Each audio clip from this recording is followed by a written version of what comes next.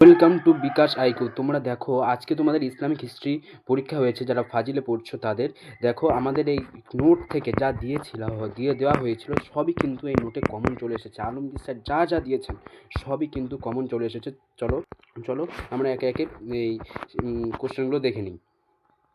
প্রথম কোশ্চেন আমরা দেখবো যে আইয়ুবি কাদের বলা হয়? আইয়ুবি বংশের প্রতিষ্ঠা থেকে। একদম পুরো সাজেশন থেকে হুবহু কমন এসছে, এটা একদম পুরো হুবহু কমন। গাজী সালাউদ্দিন কত খ্রিস্টাব্দে? তারপরে তোমরা দেখো যে গাজী সালাউদ্দিন কত খ্রিস্টাব্দে কোথায় জন্মগ্রহণ করেন? এটা তো প্রতিদিনের ক্লাসে হয়, এটা প্রতিদিন ক্লাসে পড়ানো হয়। সমস্ত কিছু কিন্তু সাজেশনে এসেছে, সাজেশন থেকে চলে এসেছে। তারপরে আমরা দেখব তাফবিজ উজির ও তানবিজ উজির, এটাও কিন্তু সাজেশনে সমস্ত কিছু সাজেশনে, সববারে বলার দরকার নেই, সমস্ত কিছু সাজেশনে একদম পুরো হুবহু কমন এসেছে। এই যে দিওয়ানুল সুলতা দিওয়ানুল আজিমা সম্পর্কে সংক্ষিপ্ত আলোচনা করো, এটাও কিন্তু এসেছে একদম পুরো সাজেশন থেকে। তারপরে তোমরা দেখো ইউনিট 2 তে যে মুদারি ও হিমারিদের মধ্যে দ্বন্দ্ব সম্পর্কে যা জানো লেখো, এটা হুবহু আসেনি কিন্তু কোশ্চেনটা কিন্তু ঘুরিয়ে দিয়েছে, ঠিক আছে। তারপরে আমরা দেখব যে প্রথম হিসাম কে ছিলেন? একদম হুবহু কমন। প্রথম হিসাম কে ছিলেন?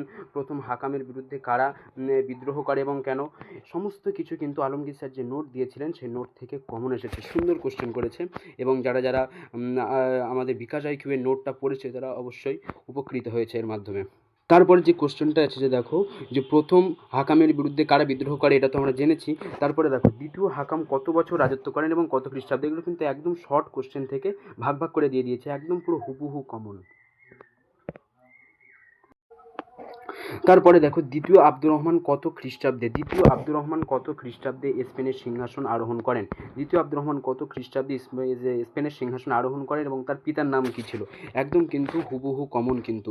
শুধুমাত্র এই 2.6 এই যে দাগটা আছে, আল কুলিয়াত ফিত্তিব কে রচনা করেন এবং এই পুস্তকটি কী বিষয়ের উপর আলোচনা করা হয়েছে? এই প্রশ্নটাও কিন্তু অনেকটা ঘুরিয়ে এসেছে, কিন্তু তোমাদের দেখো এখানে কিন্তু অপশান থাকে, ঠিক আছে, যে কোনো চারটি করতে হবে। তোমাদের এখানে কোশ্চেন দিয়েছে 5টা, তার মধ্যে যে কোনো চারটি করতে হবে। হ্যাঁ, যে কোনো চারটি করতে হবে তোমাদের। এখানে কোশ্চেন 6টা কোশ্চেন দিয়েছে, যে কোনো চারটি তোমাদের করতে হবে। সুতরাং যারা বিকাশ আইকিউ নোটটা পড়েছে তারা অবশ্যই এটার মাধ্যমে উপকৃত হয়েছে। তারপরে দেখো আমরা যেটা দেখবো সেটা হচ্ছে ইউনিট 3, যে কোনো চারটি প্রশ্নের উত্তর দাও। এটা হচ্ছে 3 নম্বর, একটা কোশ্চেন 3 নম্বরের।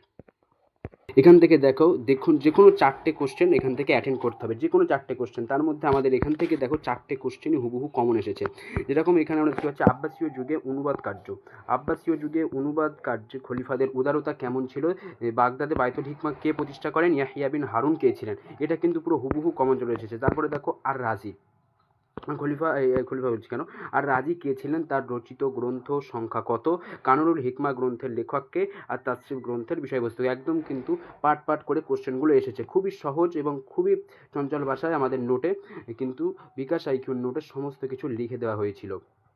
সুতরাং যারা পড়েছে তারা অবশ্যই উপকৃত হয়েছে। তারপরের কোশ্চেন দেখো আল খারিজমি কে ছিলেন? এটা তো একদম বলার অবস্থায় রাখে না, একদম পুরো কমন, হুবহু একদম পুরো সাজেশন থেকে কোশ্চেন এটা। আল খারিজমি কে ছিলেন? হিসাব আল জাফর আর মোকাবিলা গ্রন্থটির বিষয়বস্তু কি? এটা একদম পুরো কমন, ঠিক আছে। তারপরে প্রশ্ন দেখো 3.5 দাগ, যে ইসলামের ইতিহাসের জনক ও পৃথিবীর শ্রেষ্ঠ ঐতিহাসিক কাকে বলা হয়? সমস্ত কিছু কিন্তু ক্লাসে সুন্দরভাবে পড়িয়ে দেওয়া হয়েছিল। আব্বাসী যুগের শিল্পোন্নতি কেমন ছিল? বাগদাদ নগরীর প্রাসাদ ও মসজিদ নির্মাণ সম্পর্কে যা জানো তাই লেখো, ঠিক আছে। তারপরে তোমরা দেখো ইউনিট 4 যে কোনো দুটি প্রশ্নের উত্তর, 3 নম্বরের প্রশ্ন যে কোনো দুটো। এখান থেকে কিন্তু এই যে ইতিহাসের দাখিল নামে ইতিহাসে আর দাখিল নামে কাকে অভিহিত করা হয়? আর দাখিল শব্দের অর্থ কী? কেন তাকে আর দাখিল বলা হয়? এটা কিন্তু বারবার ক্লাসে আলোচনা করা হয়েছে, ঠিক আছে। সুতরাং তোমাদের এখনও বলছি, যারা বিকাশ আইকিউ সম্পর্কে জানো না অবশ্যই এই চ্যানেলটাকে সাবস্ক্রাইব করে রাখো এবং এরকম ধরনের কমন নোট এবং সাজেশন প্লাস ক্লাস সমস্ত কিছু পেতে গেলে এখানে অবশ্যই সাবস্ক্রাইব তোমাদেরকে করে রাখতে হবে উপকৃত হওয়ার জন্য। তারপরে দেখো মুহাম্মদ কে ছিলেন? তার পিতার নাম কি এবং তিনি কত খ্রিস্টাব্দে সিংহাসন আরোহণ করেন? এটা কিন্তু সাজেশনে ছিল না, সত্যি কথা বলছি। কিন্তু দেখো স্পেন